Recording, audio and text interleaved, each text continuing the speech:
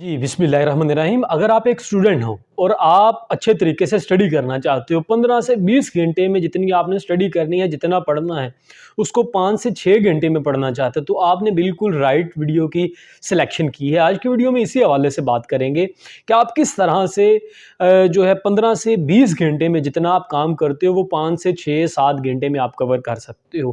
क्योंकि आपने यूट्यूब पर अक्सर इस हवाले से वीडियो देखी होंगी कि 18 घंटे पढ़ो, 20 घंटे पढ़ो, और स्टूडेंट्स पढ़ते भी हैं लेकिन फिर भी उतना कंस्ट्रक्टिव काम नहीं कर पाते, उतना बेहतर तरीके से काम नहीं कर पाते जितना दूसरी तरफ एक स्टूडेंट 5 से 6 घंटे में काम करने में कामयाब हो जाता है।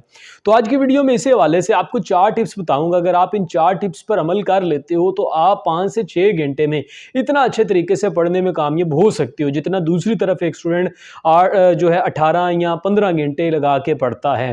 तो बगैर टाइम वेस्ट के चलते हैं टिप्स की तरफ। सबसे पहले नंबर पर आपने क्या काम करना है, एक चीज़ याद रखिएगा कि हमेशा वो स्टूडेंट जो अंदर से रियली मोटिवेटेड होता है वो ज़्यादा बेहतर तरीके से पढ़ सकता है उसकी निस्बत जिसे मोटिवेशन नहीं होती, जिसके पास जो मोटिवेटेड नहीं होता। और मोटिवेटेड रहने के लिए जो सबसे बेहतरीन तरीका है वो है आपका वाई डिफाइन करना, कि स्टार्ट विद वाई। जिस तरह साइमन साइनेक की बुक भी है स्टार्ट विद वाई, उसमें इसी हवाले से बात की जाती है कि अपने वाई को फाइंड करो कि आप किसी काम को किस वजह से कर रहे हो। जब आप ये फाइंड कर लेते हो तो आप उस काम को ज़्यादा बेहतर तरीके से ज़्यादा डूब के करते हो, क्योंकि उसके पीछे आपके पास एक सॉलिड रीज़न होती है।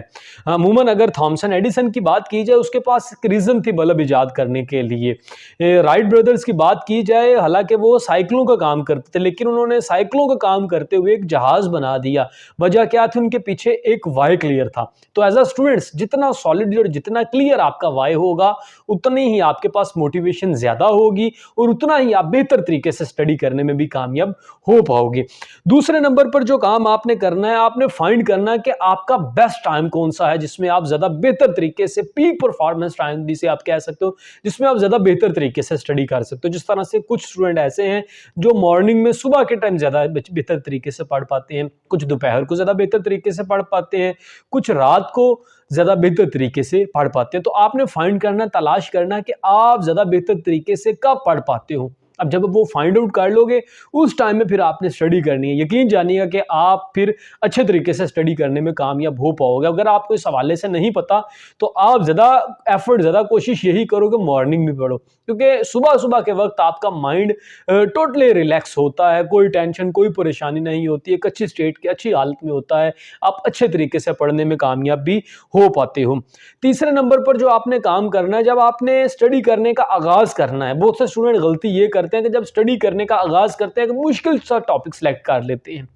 अब ऑलरेडी स्टडी करने को अगर दिल नहीं कर रहा, दूसरी तरफ जो टॉपिक की सिलेक्शन की है वो भी एक टफ टॉपिक है, मुश्किल टॉपिक है, तो फिर वो ज़्यादातर अरसे तक, ज़्यादा लंबे टाइम तक नहीं पढ़ पाएंगे। तो आप जब स्टार्ट करो तो आप सिंपल वर्क से स्टार्ट करो, आसान काम से स्टार्ट करो। आहिस्ता आहिस्ता आपकी स्टडी के साथ बॉन्डिंग जो है मजबूत हो जाएगी, स्ट्रॉन्ग हो जाएगी, आप पढ़ने लग जाओगे।